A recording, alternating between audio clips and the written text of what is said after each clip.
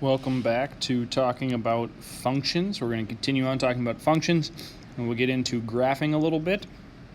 So far in our talking about functions, we've only talked about tables and mapping diagrams. We haven't actually talked about a graph.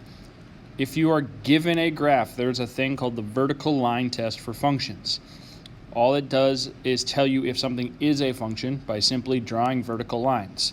So as you can see in these examples right here, the blue is some relationship or curve, and you have to figure out if it is a function or not. All you do is draw a vertical line. If the vertical line touches two spots, it is not a function. If the vertical line only touches one spot, you can draw another one and another one and another one until you are satisfied that there's no place where it could touch twice. So down here, this first one is going to be a function because no matter how many vertical lines I draw, they're only going to touch that blue curve one time. Now you don't have to physically draw these vertical lines. You can just kind of look at it and see. Like in the second one, I know the answer is no immediately because this piece right here, which was already drawn for me, touches two different places on that blue, I call it a curve, but it's a blue relationship. Now for this third one, this is when some people have troubles, because I can draw a vertical line right here that only touches the blue thing one time, but I can also draw another one right here that touches it 1, 2, 3 times. That means this is not a function. That's as simple as the vertical line test is. It doesn't tell you anything about domain and range. It just tells you if something is a function. Now, for this next part, we are given a table and a nice graph off to the side. This is going to be your standard grid system that we use. I'll talk more about that in a little bit, but we're going to first look at it as a table. Is it a function, yes or no, domain and range, and we're going to come back and see what that looks like on the graph. So what's different about this table is before we did it where input and output were at the top and the numbers went down. This time input and output are at the left and the numbers go to the right. So that just means, for my own sanity, these numbers go together like this. So my inputs are 0, 1, 3, and 4. My outputs are 3, 1, 1, and 2. Each input has exactly one output. That means this is a function. And my domain is going to be 0, 1, 3, 4. And my output, my ranges, my output values make my range, I should say, are going to be, and I'm going to put them in order. I'm going to go 1, 2, 3. There were 4 numbers, but the number 1 showed up twice. I'm only going to write it once. You could write 3, 1, 2. That is perfectly fine. This is a function. On the graph, I'm just going to graph this, and you're going to have to trust me for a little bit before we get into the actual graphing part of the lesson. But the first red dot, so I'm going to go based off of how I highlighted these. 0, 3, input 0, output 3. Input 1, output 1. Input 3, output 1. Input 4, output 2. I have these 4 dots. I don't connect the dots because I'm told I have just these 4 ordered pairs, which again, we'll talk about ordered pairs in a little bit. So I don't connect the dots, but there is not a single vertical line that I could draw that would touch 2 of those dots. All of them have one vertical line that goes through them. Okay? For this second example, I'm going to do the same highlight piece. But I could hopefully see right away that I have this input value of 1 2 different times going to 2 different output values, which means this is not a function. Again, if you just trust me on this graphing part, input -2, output 3, input 1, output -2, input 1, output -8 would be right there, and then input 4, output -9 would be right there. In this situation, this vertical line right here touches the green and that blue dot, which is why, again, this is not a function. Okay? This is back to the exact same thing we did with table before. Just for the sake of keeping this video shorter, I am going to skip past that. But I do want to talk about this one, because now instead of being given a table, we are just given a graph, and it says, is it a function, yes or no? Find the domain, find the range. Now with all of these pictures, the ends we are going to assume have arrows, meaning they keep going that direction forever. If they don't, I'll tell you otherwise. So for this one, if I say, is this a function, yes or no, every single vertical line that I could draw here, and I don't have to go right on those ones that are already drawn for me, I can go in between. Every single one will only touch one time. That means that yes, this is a function. And now this next part is where it's going to be kind of tricky and confusing to start with, okay? Because we don't have a list of numbers this time. Our domain is still going to be in those squiggle brackets, and our range is going to be in those squiggle brackets. But we have to figure out what to put there. Now, the easiest way I can think to explain this is that domain tells you left and right numbers, and that range tells you up and down. Okay, and I'll get into that more in a bit too. But if I look at this graph right here, my left and right numbers, I have -2, -4, 0, or -4, -2, 0, 2, 4 going across. These arrows are telling me that it's going up and still going outwards a little bit. So after 4 would be 6, and then 8, and etc. It's going to go left and right forever because I have an arrow going this way and an arrow going that way. So this would be a domain of all real numbers. For the range, the lowest value I get, so the red curve part is all of the values. The lowest value that I get is 0. Everything after that is higher. So my range, my output values, we're going to use the letter y, and we are going to write an inequality that says y is greater than or equal to 0. Because every number that's on the red curve going up is going to be bigger than 0. All right? Now it's the same idea for this next one. I'm just going to tell you that it is a function. This time our domain is not all real numbers though. Okay, this arrow still goes this way, but we are starting right here. I don't get to go left any further. Because this is in like the center-ish of the graph, I don't assume that the arrows are on the ends. I only put the arrows if they're like cut off by the edge of the graph. So my domain here is going to be with an x, and it's going to be x is greater than 0, because we were pointing towards all of the numbers that are bigger than 0. But we get to start at 0. This is why we had the inequalities in chapter 3 before we start chapter 2. Wow, that was the wrong word. Before we start chapter 4. Excuse me. For our range, it's going to be the exact same one as before, which seems really, really weird because this one was pointing basically straight up, and this one's pointing basically to the right. But it is increasing ever so slightly. It's going to get higher and higher and higher. It's just going to have to go a long ways to the right before it gets really, really tall. And now how we could graph those things is what's basically going to be one of the big parts of Algebra 1. And to do that, we are going to use function notation. We can read all about function notation right here. It's a shorthand way of saying what number you want to substitute in for x. So we read it as f of x. It is not f times x. It is not f times x. It's not a multiplication. This is a title. This is a name. Okay, it means that you have a function that uses the variable x. Okay, so this says f of x equals 3x plus 1. If we want to see what happens when we have an input value of 2, meaning x equals 2, we would say that we want to evaluate f of 2. This is the proper way of evaluating f of 2. I am not solving for f.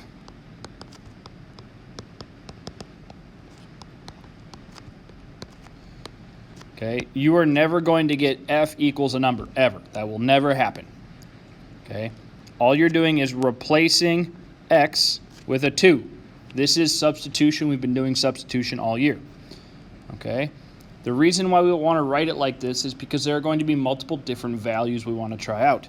Okay, in this case, we had an input value of 2, which, if we look back up here, we had our domain was blue and our range was red. Our input value is blue. Our output value is red. Now it says, what is f of negative 2? Well, it's going to be the exact same work,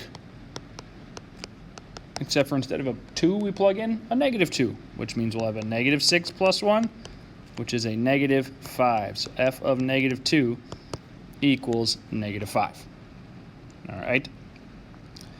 In this next example, we have f of x equals 3 times the quantity of x minus 1 squared minus 5. What is f of -3? On this problem, I specifically wrote this problem because we've been having issues with these. We have to follow the order of operations. We don't get a choice. Those are the rules of math.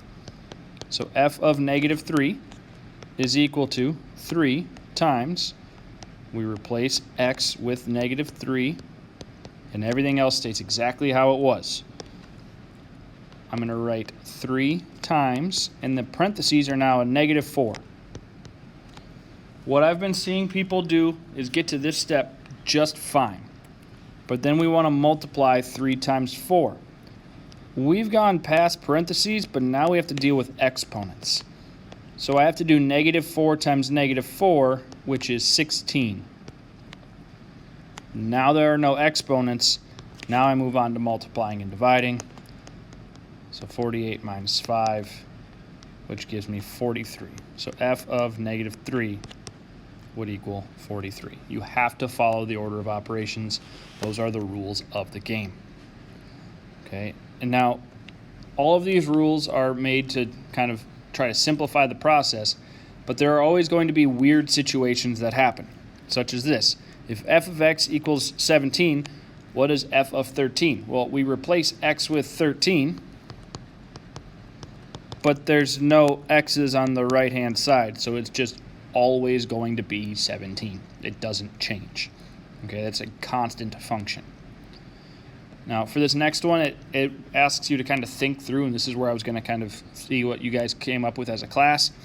But if a function has an input of 3 and an output of 9, there could be a whole bunch of different things. We could just say f of x equals 9 based off of that last problem we did. We could also have said f of x is equal to x squared, or f of x is equal to 3 times x. Because if I plug x into either one of these, I'm going to get 3 times 3 is 9. So this what if we knew more information?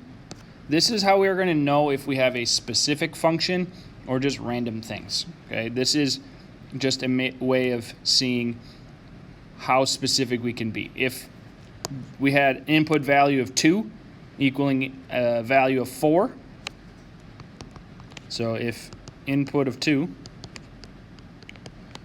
gave an output of 4, for example, I would know that the first and the third one I wrote would not make sense because f of 2 now has to equal 4. Well, if I had f of x equals 9, f of 2 would equal 9. If I had f of x equals 3x, f of 2 would be 3 times 2, which is 6. Okay, so there's different things. The more information you know, the better and more specific you can make your function. And now is where we're going to talk about actually doing a bunch of graphing. Okay, we have a short recall section. These are things we've learned before. A solution is the value or values of the variable or variables that makes the statement true. So in this first one, 3x plus 1 equals 10. If x equals 3, 3 times 3 is 9, plus 1 is 10. That is a solution. And then in Unit 3, we started graphing. We did a first easy graph where if x equals 3, we put a dot at 3. Then we had inequalities, and we said if x is less than -1, we have an open circle and an arrow going to the left. Those arrows, those line right there, the filled in circle, those indicate all of the values of the variable that made the statement true.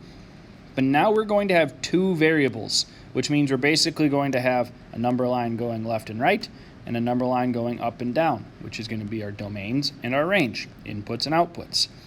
So we're going to graph on what is called the coordinate plane. It's also called the Cartesian plane after a guy named René Descartes. If you want to look him up, he's a famous mathematician and philosopher. The coordinate or Cartesian plane is just a flat surface. Think of a table or a wall.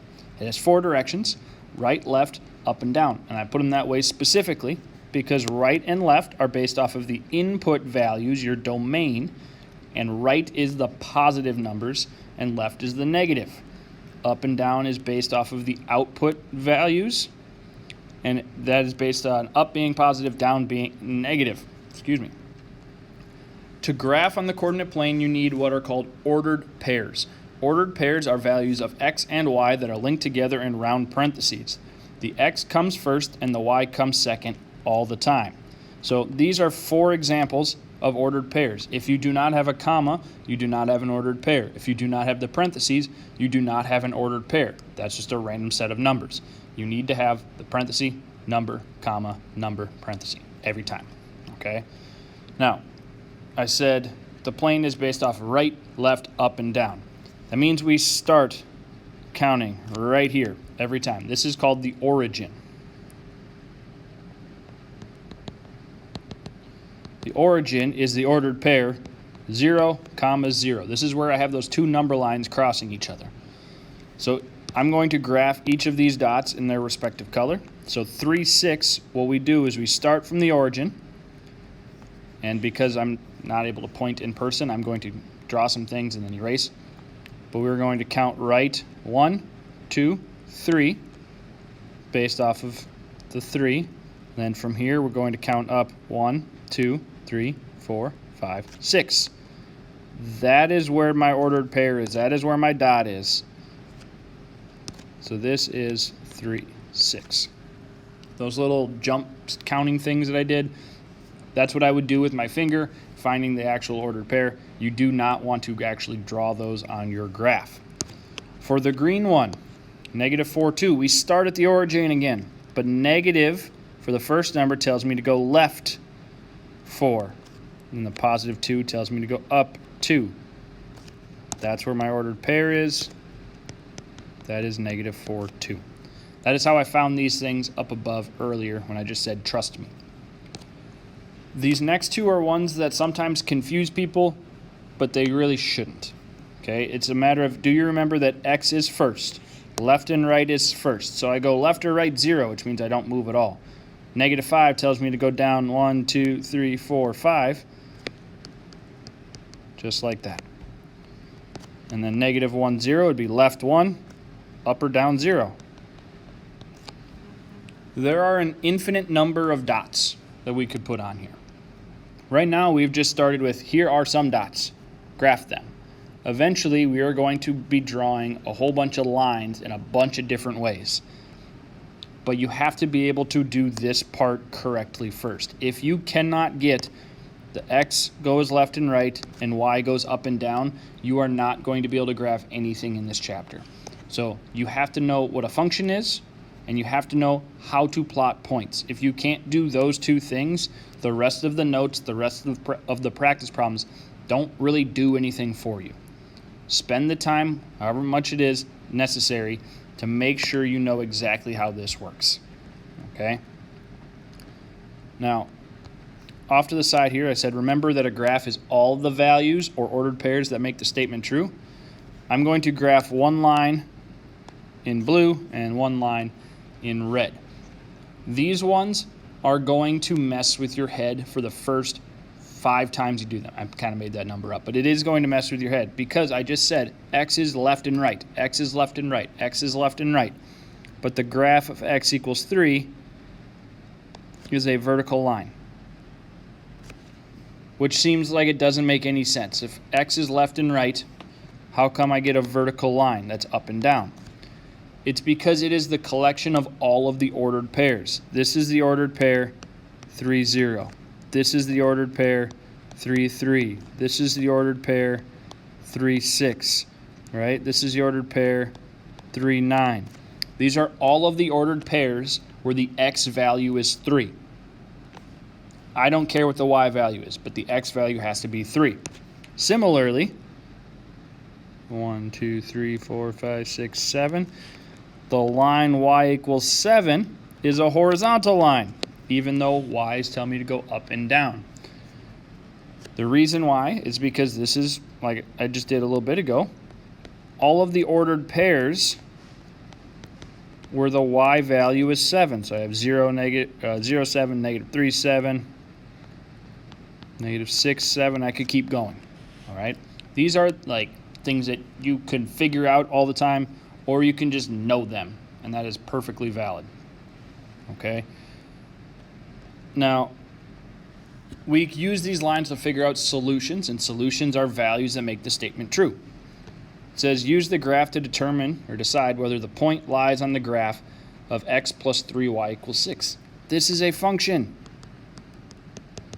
This is another way we will write functions instead of having a table. Okay, so we're seeing if this is a solution, yes or no. Is this a solution, yes or no? And then it says to justify your answer algebraically. Well, first, what I'm going to do is go to the ordered pair 1, 2. That is not on this blue line that starts with the arrows, so I would say not a solution. That's how fast this problem is if it's just, is this a solution, yes or no? Didn't have to do any algebra at all. For this one here, negative 3, 3. 1, 2, 3 to the left. 1, 2, 3 up. It's right on the line, so I'd say yes, this is a solution. This is how these lines are going to be super useful, because you are not going to have to mess around with a whole bunch of extra little things. You can just kind of look at it and know the answer. Now, it does say to justify your answer algebraically. So how to do this is to substitute in.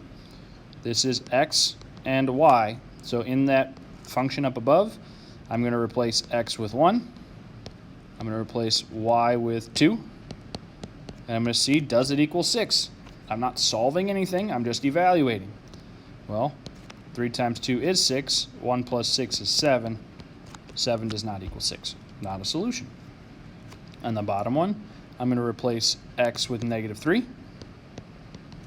I'm going to replace y with a positive 3 and see, does it equal 6? Well, negative 3 plus 9 is 6, so it is a solution. All right. Everything we've done so far this school year is coming together in this one chapter. And I'm going to say that frequently throughout this chapter and throughout the school year. But we're still going to need to be able to evaluate things using the order of operations. It's a hugely important thing. That's why we started the year with it. Okay. So the procedure for making your own graphs, if you are not given a table, is you're going to be given a function or an equation, just like we had right here.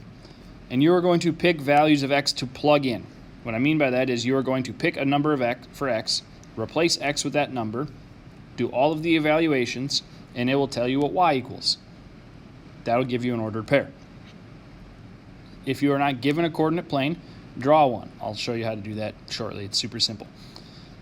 Label the axes to help you find the ordered pairs, and then draw a line through your dots. Okay, I'm going to say you want 5 dots, at least. Okay, so for this first one, here's my XY table, my input-output table. X, Y. I want to pick a value of X. My first choice of X is almost always going to be 0. Because if I replace X with 0, I get 0 plus 4, so I get the ordered pair of 0, 4. And then I can graph that on my graph. Okay, that's one ordered pair. Now I pick another one. I want to pick a number that's nice. Maybe I pick, I don't know, 1. Then I would have negative 1 plus 4 is 3. I get the ordered pair of 1, 3. That's a second ordered pair. Maybe I want to speed this up a little bit. Maybe I just want to say I'm going to pick the numbers 2, 3, and 4. I can do that. That's fine. Negative 2 plus 4 is 2. So I get 2, 2. Negative 3 plus 4 is 1. So I get 3, 1. And 4 plus negative 4 is 0. I get 4, 0. Okay, I've got 5 dots. Now I'm going to come back through. I'm going to draw a line through them. Okay, I'm going to extend that line with arrows in both directions because I picked these 5 spots, but there are more that I could have picked. And that's how you're going to actually just graph these things. If you're not given a graph, all you're going to do is say, here's a vertical and a horizontal axis. You can write X and Y next to it if it makes you feel better. Do the same exact table, but do the table before we actually make this, because I need it to now count out 1, 2, 3, 4, and 1, 2, 3, 4. I got these numbers directly from these y values.